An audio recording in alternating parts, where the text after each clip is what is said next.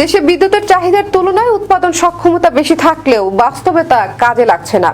জ্বালানি সংকট, বকেয়া বিল এবং কারিগরি ত্রুটির কারণে কমছে বিদ্যুৎ উৎপাদন। বিশেষ করে 4টি বড় কয়লা ভিত্তিক বিদ্যুৎ কেন্দ্রে উৎপাদন কমে যাওয়ায় বেড়েছে লোডশেডিং।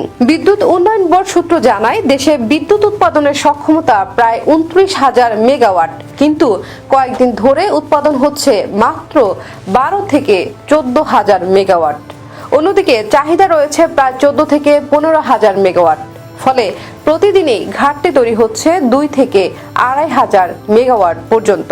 এদিকে কয়লা সংকট, কারিগরি ত্রুটি এবং বকেয়া বিলের কারণে কয়েকটি বড় বিদ্যুৎ কেন্দ্র পূর্ণ সক্ষমতার উৎপাদন করতে পারছে না। ফলে রাজধানীর বাইরে অনেক এলাকায় বেড়েছে লোডশেডিং। তবে বিদ্যুৎ বিভাগ বলছে, কারিগরি ত্রুটি মেরামত ও কয়লার সরবরাহ বাড়ানো হলে শিগগিরই উৎপাদন বাড়তে পারে। ততদিন পর্যন্ত ভোগান্তি কমার সম্ভাবনা কম বলেই আশঙ্কা করছেন সংশ্লিষ্টরা।